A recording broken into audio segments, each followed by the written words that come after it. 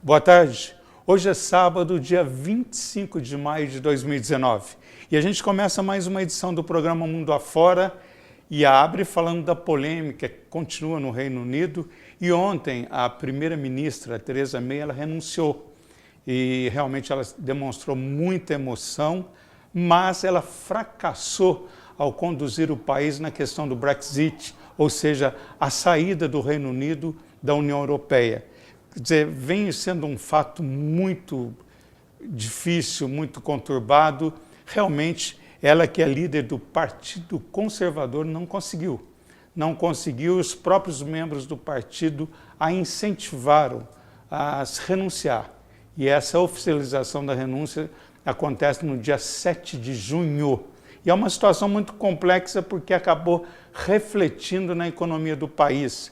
Muitos jornais hoje estampam na primeira página a expressão, de dor, de desolação da ex-primeira-ministra Theresa May. Então daqui a pouco também a gente vai falar lá com o Reino Unido, onde está o brasileiro, o Paulo Marques. Ele vai falar esse reflexo, o que aconteceu lá, ele está lá ao vivo, daqui a pouco ele fala com a gente. O que está acontecendo, depois dessa renúncia, que já era prevista, porque ela começou a fracassar, começou, enfim, a mostrar pulso fraco numa situação que exige realmente mão de ferro, senão realmente não tem um resultado esperado. Outro detalhe, deixando o Reino Unido, nós vamos para o Chile, onde aquela família brasileira, 6 pessoas morreram, falam que elas foram asfixiadas pelo monóxido de carbono. Quer dizer, é uma situação que está assim, muito mal explicada, porque eles pediram socorro, é uma série de informações controversas, e o que me acha, no meu entender, é uma negligência da polícia do Chile, porque eles pediram socorro por volta do meio-dia, segundo informações, e os corpos foram encontrados às 5 horas da tarde. Quer dizer, tem coisa aí que eu achei assim incrível, ou seja, não é bem a palavra que eu achei despreparado, tem que falar, é o nosso cônsul brasileiro. Ele parecia que estava se tratando de uma situação tão, natural do dia a dia. Cônsul, 6 pessoas morreram. E a expressão do cônsul era tão assim, fora de um contexto que exige uma impulsividade. Eu sempre falo que esses profissionais que representam o Brasil lá fora, a maioria são despreparados. Sempre falei isso. Na Itália eu tive problema com o embaixador da Itália, que ele não queria me receber, e eu realmente falei com a secretária, não está aqui, ele vai me receber. Eu vim do Brasil, ele tem que falar comigo. Não é uma questão de imposição, mas é uma questão de agenda, foi tudo acertado. Quer dizer, são pessoas totalmente despreparadas. Eu sempre bati nessa tecla e reafirmo isso. Os nossos cônsuls que representam o Brasil fora do país, a maioria não tem preparo para lidar com situações mais extremadas. Porque ser um cônsul não é só lidar com turistas que colocam óculos escuros e tenham alguma deficiência na procura de onde ele está. Não, o consulado ele tem que ter uma representação muito mais incisiva. E eu vi ontem, claro, notável, de um cônsul totalmente perdido, não sabendo o que fazer. E, logicamente, faltou da parte do Brasil, das autoridades brasileiras, uma cobrança mais incisiva. Afinal de contas, foram 6 vidas e as informações são todas desencontradas. É isso aí. Tem muitos acontecimentos que a gente vai falar a respeito do Donald Trump, que chegou em Tóquio essa manhã, e ontem Tóquio sofreu abalo do terremoto que aconteceu no sul do Japão, e a gente fala sobre isso e muitos acontecimentos. Mundo Afora está no ar, você é o meu convidado. Vamos nessa?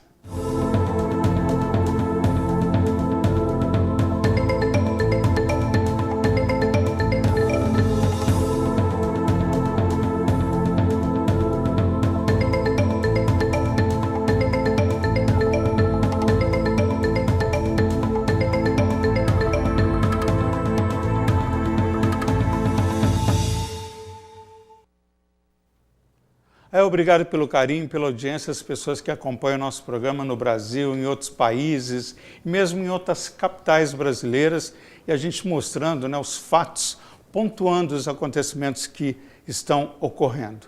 E antes de a gente voltar a falar do Brexit, que é o assunto do mundo, o Paulo Marques, que está lá no Reino Unido, eu vou apresentar os meus convidados. Mas antes de falar deles, a gente sempre vê esses missionários pelo mundo. A gente tem até um vídeo que mostra, sempre eles estão ali juntos, levando a palavra de Deus em vários países, lá estão eles. São os elders, né? São os missionários que eles circulam o mundo, levando a palavra, falando com as pessoas, né? Enfim, uma missão muito importante. E esses missionários, eles abrem mão da família, a rotina de vida e vão para outros países, né? É uma missão muito árdua, uma missão interessante, e num mundo onde a gente vive realmente a era da mecanização, da desumanização, onde o individualismo das pessoas é extremamente acentuado. As pessoas hoje não estão preocupadas com o próximo, mas mais muito lógico que a sua família. Se a minha família está bem, o outro não interessa. Errado. Todos têm que estar bem para que a gente tenha uma convivência, uma situação importante. O bem de todos é um princípio da sabedoria. E os elders têm essa missão, né? E aqui em Poços de Caldas nós temos a Igreja de Jesus Cristo do Santo Dias, né? E então eles estão aqui. E nossos convidados são dois elders, dois mormons. E, em primeiro lugar, eu queria agradecer ao bispo da igreja aqui de Poços de Caldas, que é o Eduardo Fabrício, que permitiu a vinda deles, que não é tão simples assim trazê-los. Tem todo um protocolo, mas realmente, pela seriedade do nosso programa, por tratar de outros países, então eles autorizaram. Inclusive, os elders estão até na China. A China, que é um país comunista, que em 2018, uma lei no país que proíbe grupos religiosos, mas eles estão lá, levando a palavra, né? Quer dizer, é uma missão extremamente difícil. Eu vou apresentá-los. O primeiro é o elder Mansell, eu conversei com ele, a família dele, ele é da Califórnia, nos Estados Unidos, e essa missão dura 2 anos. Ele está aqui no Brasil, está em Poços de Caldas. Elder Mansell, obrigado aí pela sua participação, tudo bem com você? Tudo ótimo. E o português, quando você veio para o Brasil, você estudou português ou aprendeu aqui? Só aqui. Eu lembro, eu cheguei aqui falando nenhuma palavra em português, mas enfim, deu certo, estudando pouco a pouco, falando com pessoas na rua.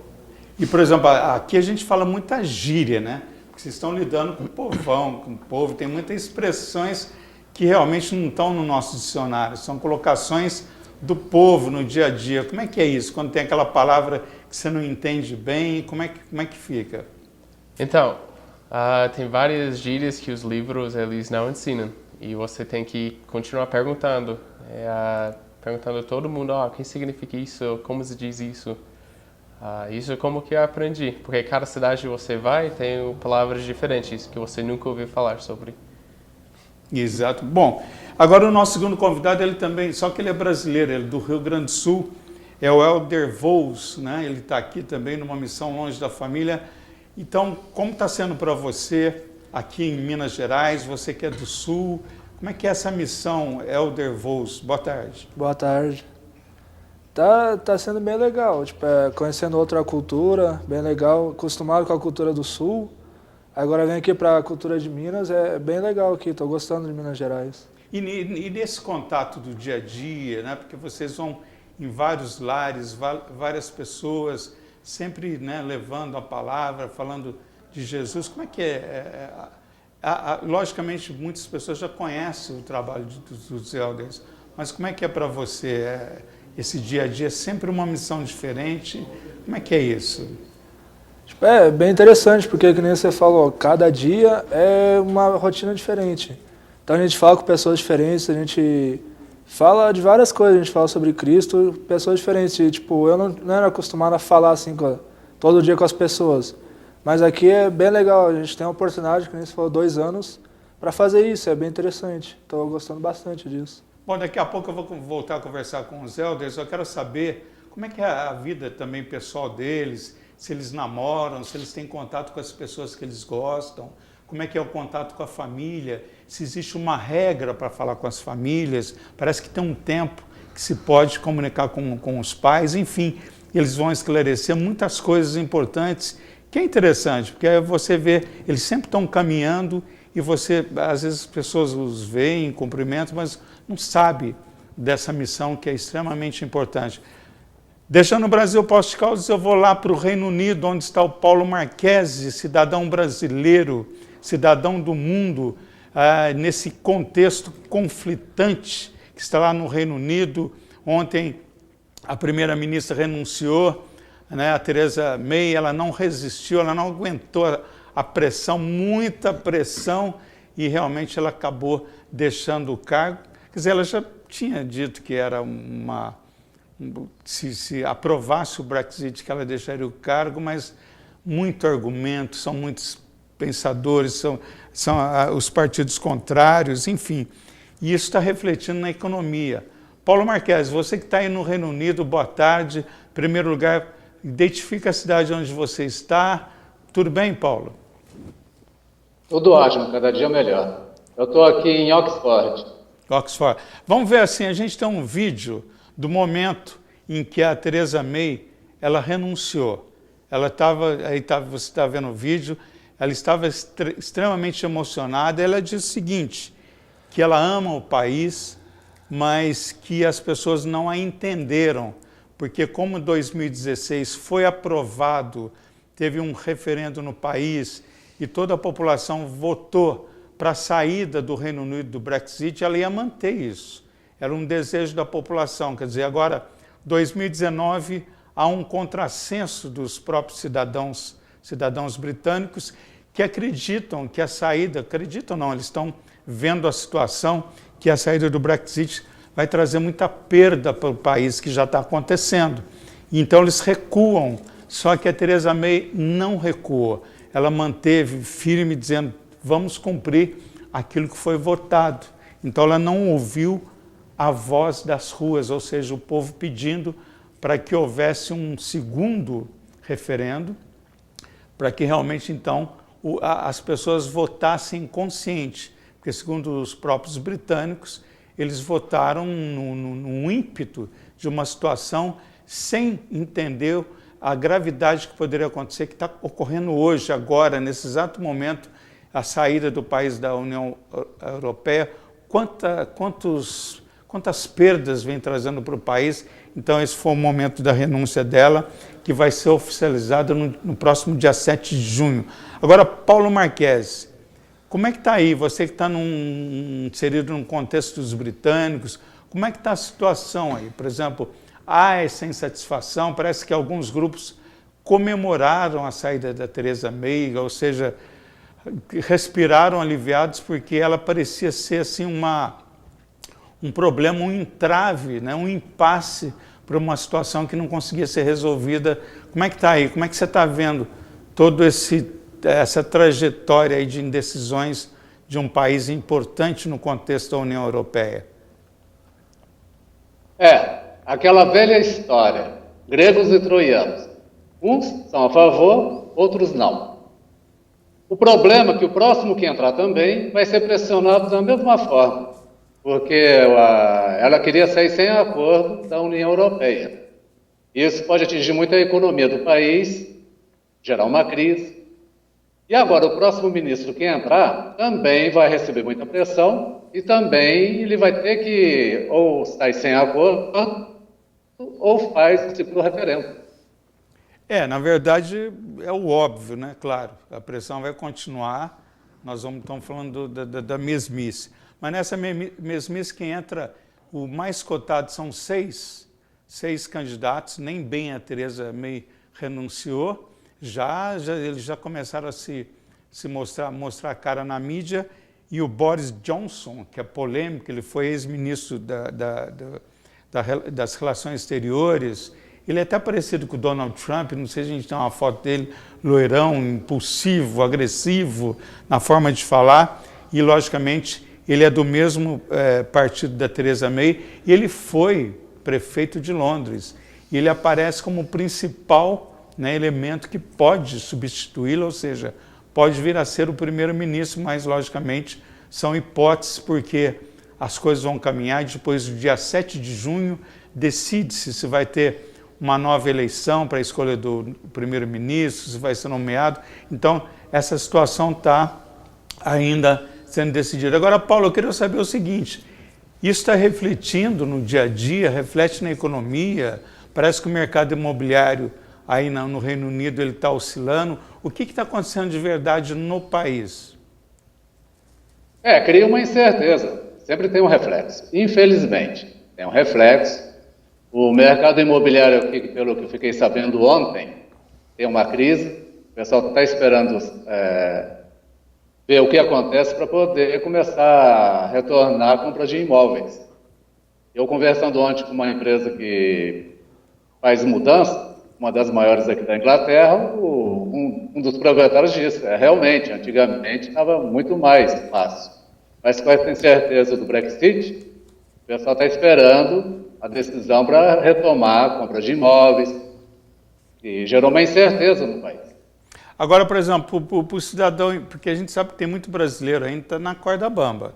Corda bamba, ou seja, não tem documento, está levando como pode, empurrando com a barriga, mas a situação não é bem essa. Porque começa uma pressão também contra os próprios imigrantes. Porque, na verdade, um dos pontos que impulsionou a saída do Reino Unido, por incrível que possa parecer, da União Europeia, esse pedido não foi consolidado ainda. Mas a iniciativa de sair do Reino Unido é o seguinte, porque o país não aceitava os refugiados, né? Porque a União Europeia tem um acordo, ou seja, cada país dividir para receber refugiados.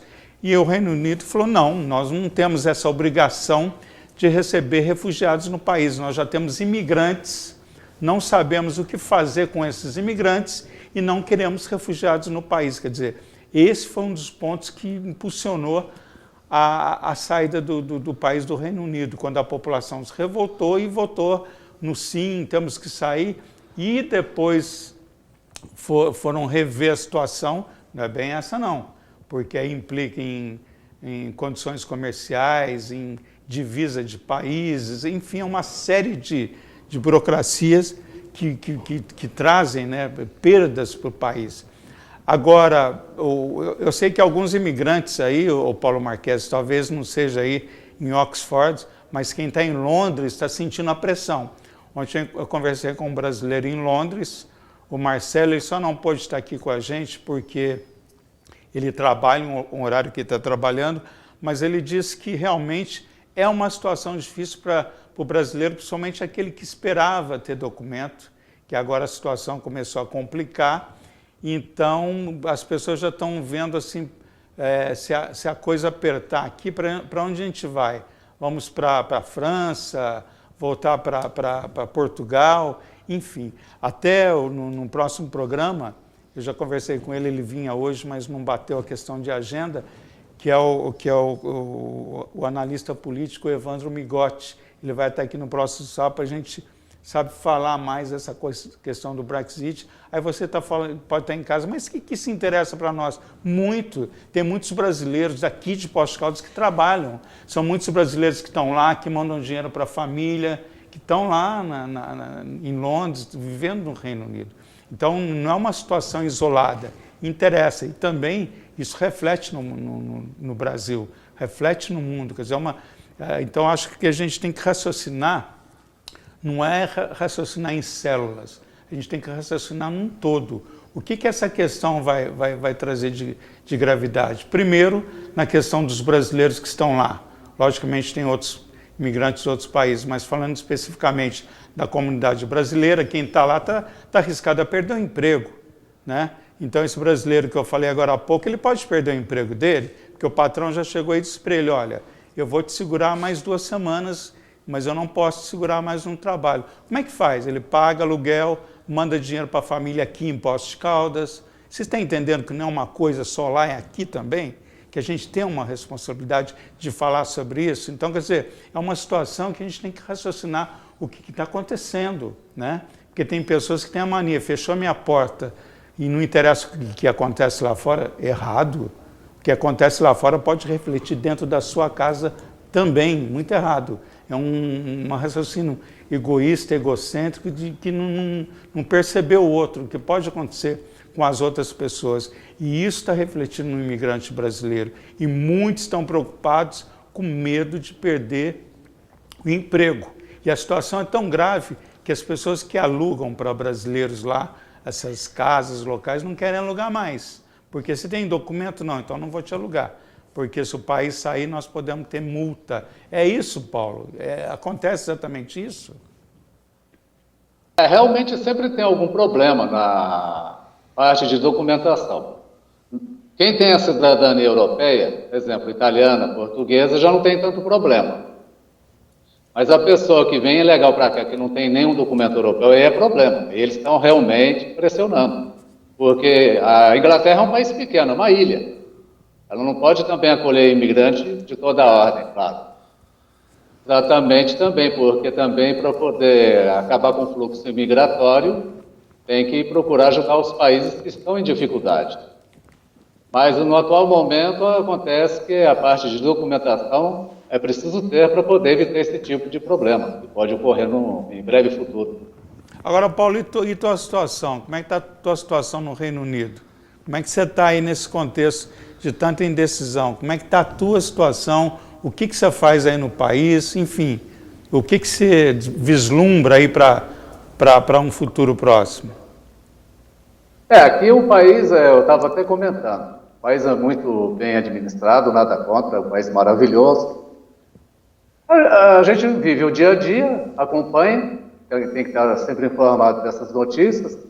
No meu caso, não tem problema, como a gente tem a cidadania europeia, não tem problema. Mas mesmo assim, eu tive que fazer aqui um agendamento com o governo aqui da Inglaterra. Caso o Reino Unido saia da União Europeia, eu já tenho a autorização para estar aqui na Inglaterra, então não tem problema. Mesmo a pessoa sendo europeia, ela vai ter que fazer esse procedimento junto com o governo aqui da Inglaterra para poder não ter problema. Para provar que está aqui, que está trabalhando, que a documentação não é falsa, que é tudo em ordem. Ok. Agora, Mencio, você que é um imigrante aqui, você é americano, por exemplo, quando você veio para o Brasil, como é que é essa questão de documentação? A igreja prepara essa documentação, porque você é um imigrante aqui, você veio, você tem um período para ficar. Como é que foi esse teu acerto da tua vinda aqui, a questão de documentação e permanência no Brasil? Então, antes que eu cheguei, eu tinha que receber meu visto para cá, que demorou um pouquinho, demorou mais ou menos 2 meses. Então, eu estava lá em Califórnia esperando o meu visto chegar e depois, enfim, chegou. Eu cheguei aqui em setembro de 2017 e meu visto era só por 1 ano. E depois eu tinha que renovar e, enfim, na verdade atrasou um pouquinho, era culpa minha. Eu atrasei meu visto, mas depois eu renovei e está tudo certo. Culpa sua? O que você aprontou aí que você errou? O que você se sente culpado aí? O que aconteceu, Mensa? A minha proatividade era muito baixa. Meu tempo estava chegando, o prazo para começar a renovar estava chegando, eu não procurei como. E depois o tempo chegou na hora, eu digo, opa, eu tenho que começar agora então. E eu comecei já atrasado, mas enfim, deu tudo certo com a polícia. Mas e a Polícia Federal? Quer dizer, teu visto é um visto de missionário, vem pela igreja, né? E a polícia cobrou alguma coisa de você? Quando eu falo polícia, a Polícia Federal que é a nossa imigração. O que a imigração, ela... Como que foi um visto de turismo, na verdade. Não tinha coisas com a igreja, não. Mas a gente tinha uma amizade muito grande com a policial em Piracicaba, que eles ajudam-nos bastante. Que quando era o tempo de quase o vencimento, que eles renovaram, tá bom, tá tudo certo. Porque eles conhecem o trabalho que fazemos. Eles conhecem que estamos aqui para ajudar as pessoas, chegam mais perto de Cristo. Então, a Juliana, ela nos ajudou bastante com isso. É importante isso. Agora, Paulo, você vê que não é só quem está aí. Ô Paulo, olhando você assim, nesse clarão de janela, parece que você está num cenário celestial, né? Que vê toda essa coisa, né? É porque, na verdade, gente, ele está com a janela atrás, está aberta e dá essa claridade, e a sensação que você está saindo das nuvens, falando, mas vamos nesse fluxo aí, vamos conversando. Agora, Paulo, voltando à questão séria da situação, que não é, isso é muito sério. Como é que estão os brasileiros sem documentos? Que seja cidadão europeu, então você está fora desse contexto aí de perseguições, porque começaram as perseguições aí no Reino Unido, que eu estou sabendo. Depois eu vou trazer alguns depoimentos para vocês saberem que a situação está se agravando e o pessoal já está começando a sentir, esse pessoal que eu me refiro aos imigrantes que não têm a cidadania que o Paulo tem. Então eles já estão se sentindo pressionados. Você conhece alguém, logicamente sem mencionar nomes, claro, mas que está nessa situação, ou seja, está no olho do furacão aí, Paulo? A gente tem informações. Em Oxford eu ainda não conheci ninguém nessa situação, assim, com esse problema. Mas em Londres tem pessoas nessa situação. Inclusive, em Londres tem um setor lá que chama Casa do Brasil, que cuida dessa parte desse pessoal que tem dificuldade. Chama Casa do Brasil. Eu fiquei sabendo. Então, se a pessoa não tem documento, se a pessoa tem dificuldade, não consegue emprego, ela pode ter o retorno voluntário para o Brasil. E a Casa do Brasil cuida de tudo isso. Até é bom vocês saberem sobre esse setor que cuida. Agora, com Elder Voos, por exemplo, essa escolha dos missionários para países, por exemplo, você poderia ter optado por um outro país. Como é que é essa questão do Brasil, por exemplo, você optar pelo Brasil, é uma escolha sua, a igreja que determina onde você vai, onde vai ser realizada a sua missão, como é que funciona isso? Bom, a gente fala que ainda existe profetas na Terra. Então, a Igreja de Jesus Cristo, ainda tem um profeta e 12 apóstolos. Então, a gente manda uma carta para Salt Lake, que é a sede da igreja, a gente manda uma carta pedindo que a gente quer servir missão. Então a gente espera, eu esperei mais ou menos um mês para essa carta voltar. A carta voltou e meu chamado foi para servir aqui em Piracicaba. Então nós, missionários, a gente não escolhe para onde vai. A gente fala que o profeta recebe revelação para onde a gente vai. Então meu copeiro veio para cá, para Piracicaba, eu também. Então é isso, a gente não escolhe onde a gente vai. A gente só espera a carta vir lá de Salt Lake. Gente, só para quem está entendendo, Salt Lake City é a principal cidade dos Mormons. Essa cidade fica no estado de Utah, nos Estados Unidos, é um estado mormon. Então, o que acontece? Lá é a central da igreja. Então, quer dizer, todas as decisões dos Mormons, missão no mundo, é decidido nessa igreja. Então, lá eles vão analisar e vão dizer, olha, você vai para esse país. Então, Salt Lake City é a cidade que fica no estado de Utah, nos Estados Unidos. Então, ali que é decidido tudo, né? Tudo aonde eles vão. Agora, no teu caso, Menzel, então, você esperava que fosse o Brasil? Você tinha expectativa de um outro país para realizar a tua missão? Então,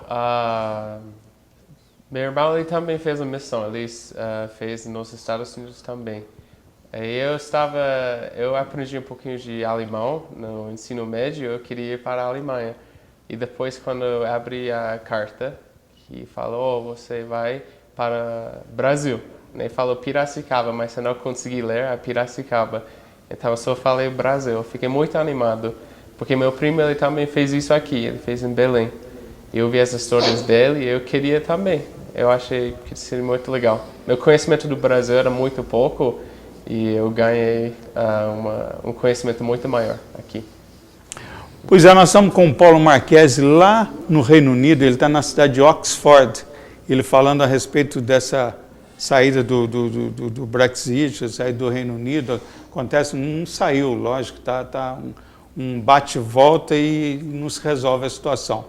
E os elders aqui no estúdio né, que eles estão falando a respeito dessa missão pelo mundo, e você vê eles em todos os lugares do mundo, inclusive na China. A gente vai falar que tem missionários na China, que é um país comunista, em que em 2018 foi aprovada uma lei que não aceita grupos religiosos, nada, nenhuma concentração de religião no país. A gente vai falar com eles sobre isso. A gente vai fazer um intervalo comercial e voltamos já já, e a gente apresenta a Padaminas. A Padaminas, que é a maior concentração de brasileiros nos Estados Unidos. A gente volta daqui a pouco, até já.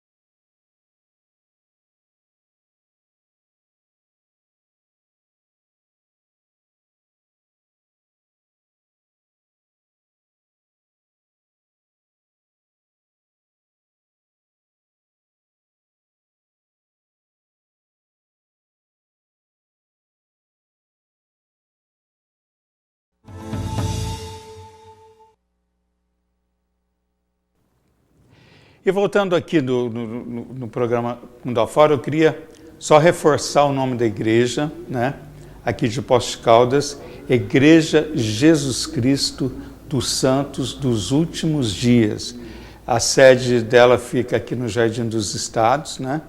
Então, lembrando que os mormons que estão hoje no estúdio, eles foram autorizados pelo bispo Eduardo Fabrício, que permitiu a vinda deles aqui, né? Porque é todo um protocolo, não é tão simples assim, mas eles estão aqui para falar da missão, da vida deles, do trabalho. Então, agradeço aí ao bispo Fabrício, né? E a igreja de permitir que eles estejam aqui. Então, reforçando, gente, então a Igreja Jesus Cristo dos Santos dos Últimos Dias. Estou correto, Vô? Está certo? Isso mesmo. Exatamente, a gente falar corretamente, porque já me cobraram aqui, e é exatamente isso. Mas é uma igreja conhecida aqui, e tem uma frequência, inclusive, de pessoas de Poços, de vários locais que vão na igreja, que tem todo esse trabalho. Mas deixa eu falar com o Paulo Marquese, que está lá no Reino Unido. A gente está falando a respeito dessa saída, né, do país, do Brexit, da União Europeia. Agora, Paulo Marquese, então, por exemplo, até o dia 7 a Theresa May permanece no cargo e depois aí vai saber o que vai acontecer nesse país, não é isso? Exatamente, aí vai ser aquela velha briga pelo poder. 6 candidatos e pedir iluminação que quem for eleito faça o melhor pelo país. Não é porque é inglês ou deixa de ser, a gente tem que pedir o melhor pelo país, que uma força ilumine a cabeça desses líderes, né? Está na hora. Exato. Paulo Marques, só para finalizar a sua participação, então quer dizer que está sendo um final de semana um pouco tenso aí no Reino Unido, né, com as diretrizes da questão política, mas a gente torce aí para que tudo dê certo e que você, meu amigo, continue aí. E para finalizar, se quer deixar abraço para o Brasil, alguma colocação, fica à vontade. Um abraço para todos vocês. Muito agradecido de participar do teu programa, mas posso dar uma dica? Pois não. E você está com os irmãos aí da igreja, e a dica que eu quero dar é que eles possuem um sistema de quem quiser procurar algum antepassado, a igreja deles ajuda nessa parte também, que eles têm um setor lá em São Paulo e também lá em Utah, que tem toda a linhagem de descendência de pessoas que estão registradas lá de antepassados, de famílias. Um exemplo, se a pessoa quiser uma cidadania europeia, italiana, portuguesa, pode acessar também lá na própria igreja os bancos de dados. E pode encontrar. O irmão Helder pode saber sobre isso. Pode responder, vocês têm todo esse... Sim, tem. A gente tem, que é o site chamado Family Search, que é um site que tem para fazer a história da família, para conhecer seus antepassados, de onde você veio. Então a gente faz, por exemplo, eu faço também, dos meus pais. Meus pais começaram, tem eu, meu irmão e meus avós. Então a propósito desse é a gente chegar até a época de Adão. Então a gente chega até a época de Adão e, que nem ele falou, possibilita as pessoas ganharem nacionalidade. Por exemplo, eu sou italiano e alemão. Então se eu quiser eu posso tirar minha nacionalidade italiana e alemã. Então é isso que a igreja faz. Ela ajuda as pessoas a conhecer seus antepassados, para saber de onde é que veio. Tem muitas pessoas que vieram no navio que veio aqui para as Américas. Então aí a gente pode saber através desse site, Family Church. É interessante isso, né? Ô Paulo, você tem uma pergunta para eles? Pode fazer, Paulo, alguma coisa que você queira também. Lógico que você já fez uma colocação importante, mas alguma coisa que você queira saber, fica à vontade. Sim, em 1985, quando eu morava nos Estados Unidos, eu passei por Utah e conheço lá a sede de vocês, porque eu pesquiso religiões, católica, afro-brasileiras, todas as religiões eu pesquiso sobre a definição de cada uma e a missão de todas elas também. E a curiosidade que lá em Utah, as grandes companhias de marketing de rede, a Monavi, a Nuskin, pertencem à igreja Mormon também, são Mormon, proprietários. Exatamente, mas você tem uma pergunta especificamente para eles, Paulo? Sim, Poços de Caldas tem esse sistema de pesquisa de antepassado. E em Poços de Caldas tem esse sistema? Sim. Tem no Jardim dos Estados, na Rua Laguna, onde fica a capela, número 743. E tem lá, e qualquer coisa pode fazer uma visita lá e pergunta como é que faz. Eles explicam bem certinho. Para ver os antepassados. E precisa ser membro da igreja ou não? Não? Qualquer pessoa que quer saber mais pode ir lá. E com muita vontade, fica à vontade lá. Ô Paulo, levanta um pouco, abaixa um pouquinho sua câmera, para a gente ver melhor. Exatamente. Pronto. Ficou melhor essa posição porque não ficou tão longe. Então, quer dizer, olha, é um dado importante. Se você quiser saber sobre os seus antepassados, né?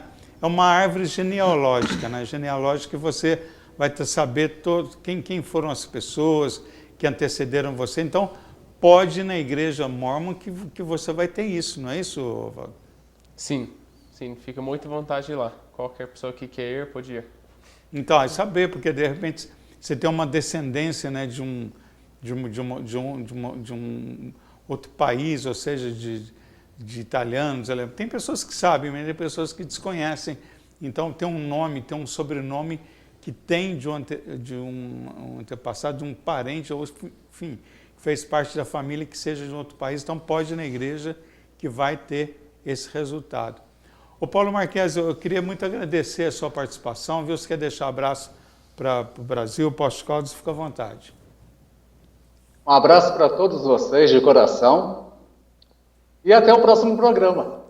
Foi ótimo esse programa de vocês, sempre muito bom, sempre informativo, um aprende com o outro. Ótimo, parabéns. Com certeza.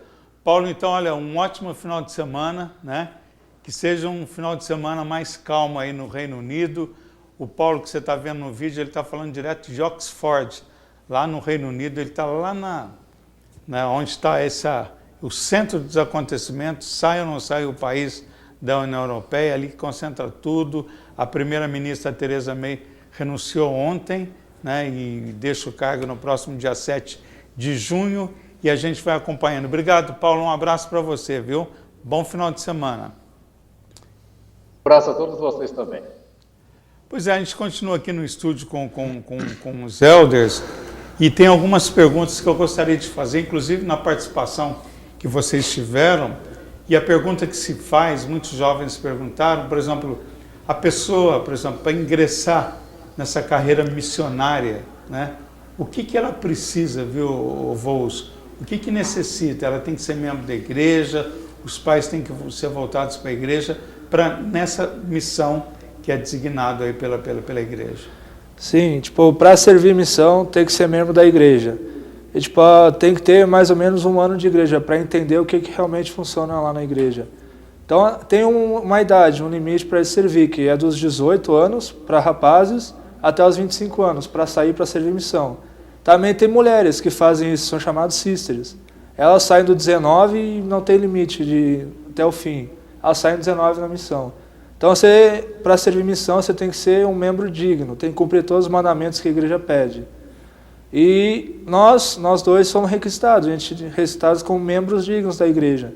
Então, a gente saiu com missão. Então, dos 18 aos 25 anos, pode fazer isso. Passou dessa idade, então já não é requisitado mais?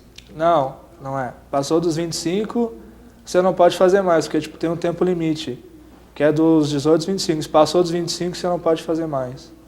Por exemplo, como é que fica, por exemplo, vocês estão numa missão fora, né, de casa, fora do país, então como é que é isso, por exemplo? E o contato com a família?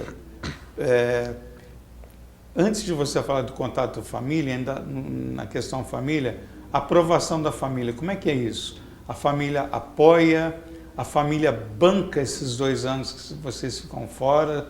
Como é que vocês sobrevivem a essa missão? Bom, a minha família, a gente se batizou na igreja todo mundo junto, nós somos em 4. Então a gente se batizou todo mundo junto. E o meu irmão, que nem o do Elder Mason, serviu missão também, ele serviu no Rio Grande do Norte, Natal. Então meus pais já apoiaram a minha vinda para cá. E, tipo, eles não bancam nada. A gente trabalha, antes de vir para cá a gente trabalha e junta dinheiro para vir. Daí a gente paga para estar aqui, a gente paga para fazer essa missão. E não é nada barato, é um pouquinho caro, mas a gente paga para vir aqui. Então a gente vem por livre e espontânea vontade. Tem pessoas, quando eu falei que eu ia vir servir missão em outro estado, eles falaram, não vai, isso é perda de tempo. Eu falei, não, eu vou, porque eu quero. Porque a minha família apoiou, minha família foi de boa.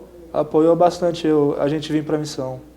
Quer dizer que então, se vocês entenderam, é eles mesmos que bancam a missão. Agora, no seu caso, os seus pais lá nos Estados Unidos, a sede já fica lá. Como é que foi isso, por exemplo? A escolha foi sua? Quando você comunicou com seus pais que você vinha para o Brasil, como é que foi? Qual foi a reação deles? Então, quando eu recebi os papéis que falou que eu ia para o Brasil, minha mãe ela começava a chorar. Ela, nossa, vai ficar muito longe de casa. Mas eles sempre me apoiaram. Como o Elder Voos falou, estamos aqui nossa bolsa mesmo. Estamos aqui para servir, é voluntário, tudo isso. E eles estão apoiaram. E falamos com eles cada semana, uma vez por semana. E é muito especial aqui, estando aqui no Brasil, de verdade.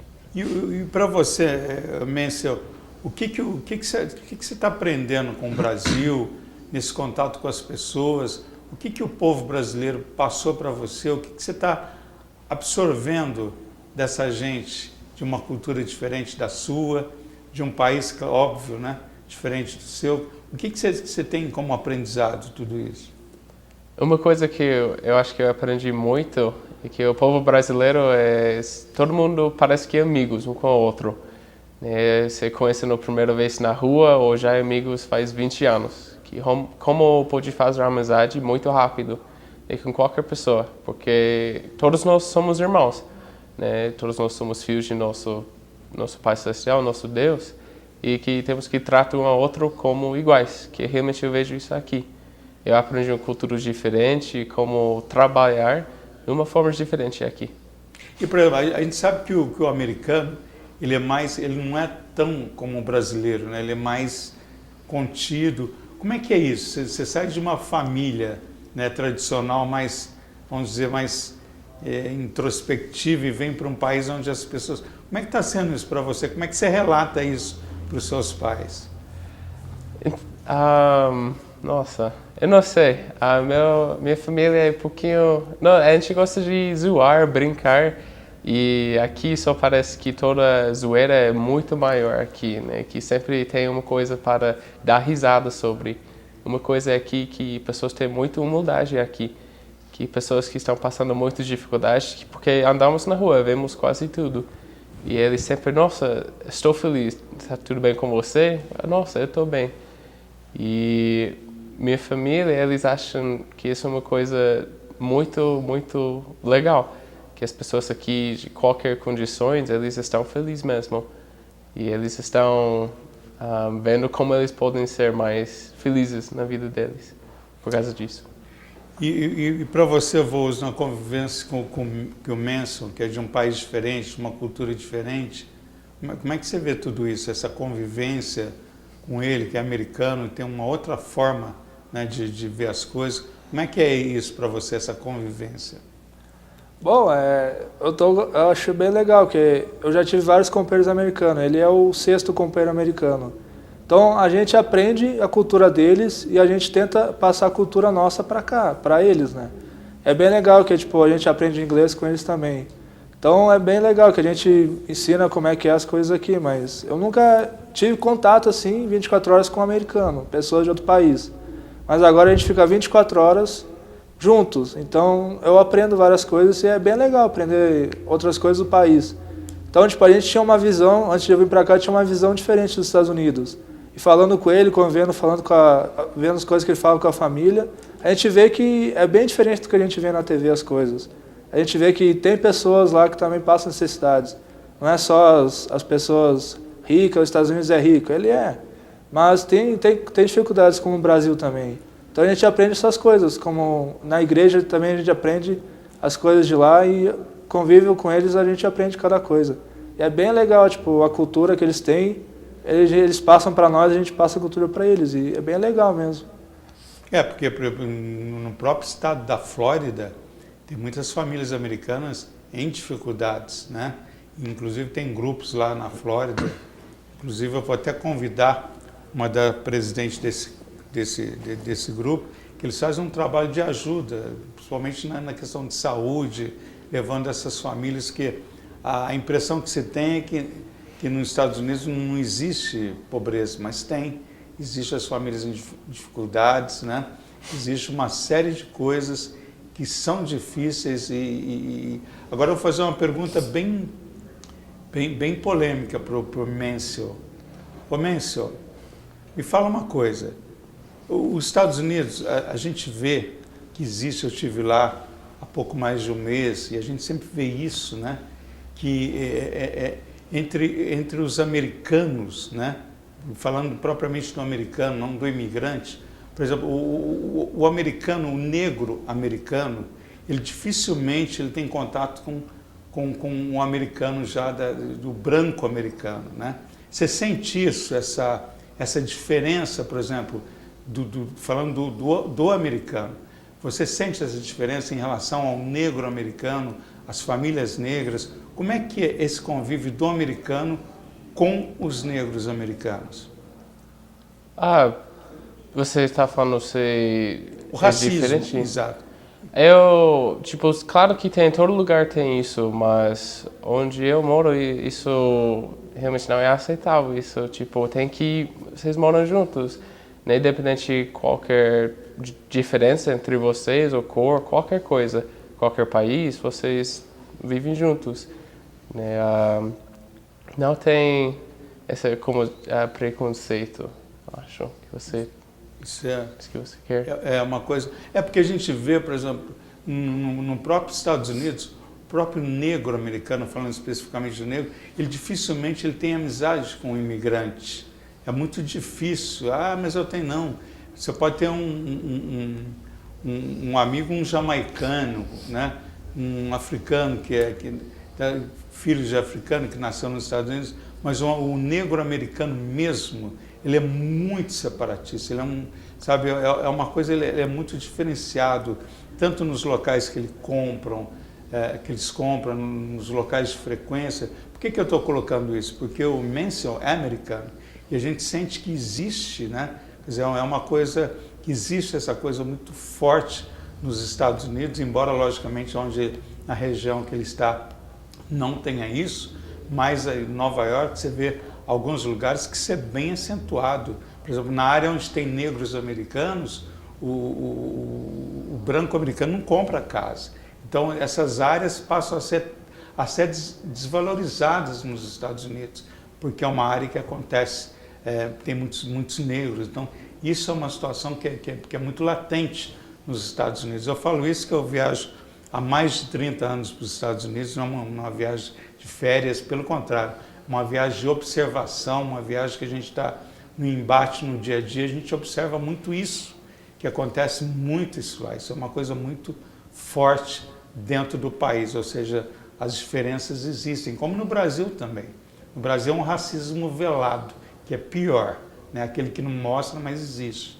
Então, agora nos Estados Unidos é uma coisa visível ali, então é bem acentuado. Pois é, esse é o programa Mundo Afora.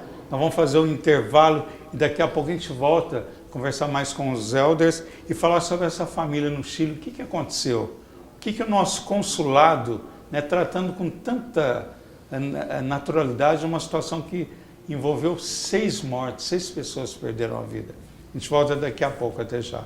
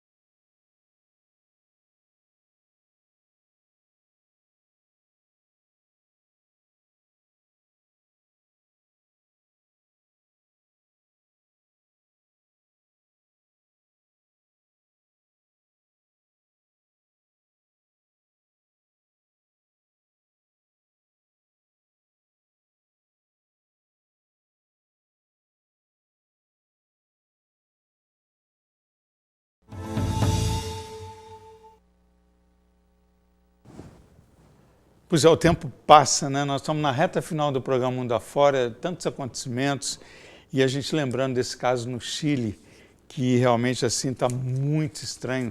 E eu falo isso porque tem muita gente aqui da região que está indo para o Chile, locando um apartamento. Olha, muito cuidado, hein?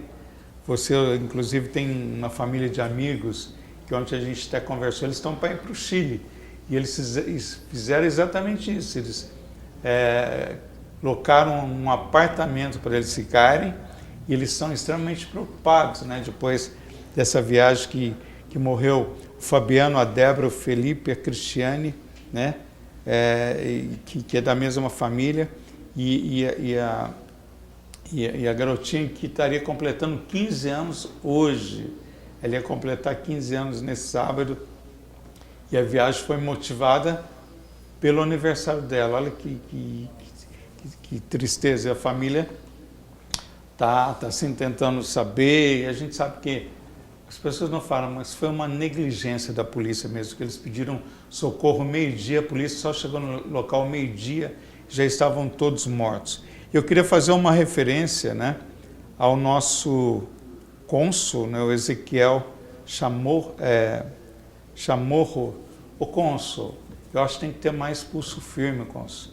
A gente está vendo as entrevistas, como ele está lidando com a situação, uma coisa tão morosa, tão assim incomum. Foram 6 vidas, cônsul, 6 pessoas que morreram, 6 brasileiros que morreram. Foi uma fatalidade, não interessa. Vocês, como autoridade, vocês são responsáveis, né? Você vê, é engraçado, né? Que o traslado de corpos, quer dizer, aí você vê lá um comunicado expedido pelo nosso consulado brasileiro. Eu sempre faço essa crítica e volto nela, que está lá toda ajuda possível à família, em documento, mas verbas nada. Quer dizer, por que o consulado, por que o Itamaraty não designa uma verba por traslados de corpos de brasileiros em situações como aconteceu hoje, como aconteceu no Chile essa semana? Não tem. Quer dizer, ajuda com tudo, mas o mais importante que é trazer o corpo para o Brasil, a família que se vire. É sempre assim. Então, quer dizer, é uma outra empresa que se propôs a trazer os chilenos para o Brasil. É isso aí, a gente sempre vai ver essa história, vai passar tempos, e então você que vai para o Chile, está alocando um apartamento, verifica onde você está ficando, levando a sua família, seu amigo, cuidado, porque essas fatalidades acontecem. Eles falam que na verdade foi um monóxido de carbono, então foi um vazamento de gases, eles foram, sabe, expirando esse gás e logicamente morreram dormindo. Quer dizer, mas como dormindo se eles pediram socorro ao meio-dia? Quer dizer, está uma confusão e a gente não sabe o que vai acontecer. Vamos esperar aí os melhores resultados, mas melhor em quê? Se estão todos mortos, não é verdade? Pois é, a gente está na reta final do Mundo Afora e eu queria fazer até um pedido para os nossos elders, mais uma vez agradecendo, né, lá o bispo, o Eduardo Fabrício, lá da igreja, na Igreja de Jesus Cristo dos Santos dos últimos dias. É isso? Falei isso correto? Mesmo. Então, porque permitiu que eles viessem aqui, autorizou, né, a autorização que eles estivessem aqui no programa dando essa entrevista. Então, a gente vai pedir para o Elder, né, que mora na Califórnia, né, o Mansell. Mansell, manda uma mensagem para os brasileiros, para os americanos, enfim, para os elders no mundo. Eu gostaria, pode mandar essa mensagem em inglês, que eles vão entender, mesmo os brasileiros que falam inglês, e depois você traduz qual é a sua mensagem aí, uma mensagem de amor, numa era de mecanização, de desumanização, que o ser humano está tão egoísta, né? As pessoas são tão individualistas, e é importante que eles falem um pouco de Deus. Quem menção? Wherever you are on the mission or in the world, hope you're having a great time. And know that we love you. We're sending a hug to everyone out there and to the family at home. E muito obrigado a todo mundo, onde vocês estiverem. E mandamos um abraço para todo mundo. Oi, Cícero. Obrigado aí, obrigado pela tua participação. Elder Voos, quer deixar um abraço? Fique à vontade. Convite também para... Bom, eu queria deixar um abraço para todo mundo que assiste e para minha família também lá no Rio Grande do Sul, que está me cada vez mais incentivando a estar aqui. A gente queria fazer um convite que lá na Igreja de Jesus Cristo dos Últimos Dias, todo domingo de manhã, das 9 da manhã às 11 da manhã, tem as reuniões lá. Quem quiser conhecer mais sobre a igreja, todo domingo está lá. Também todas as quintas-feiras a gente tem uma atividade para os jovens na igreja, que começa às 7h30 e vai ter mais ou menos às 9h, que vai ter uma parte que fala sobre Jesus Cristo. Também depois a gente vai jogar futebol para brincar lá um pouco. Era isso. Então está todo mundo convidado. Pois é, a gente não tem mais tempo, eu queria agradecer a nossa equipe de trabalho, ao Silvano Alves, que está aqui no estúdio, né, ao Vitor Imese, que está ali no comando, enfim, a supervisão do Marco Guedes, o Rosemir também, sempre nos auxiliando aqui.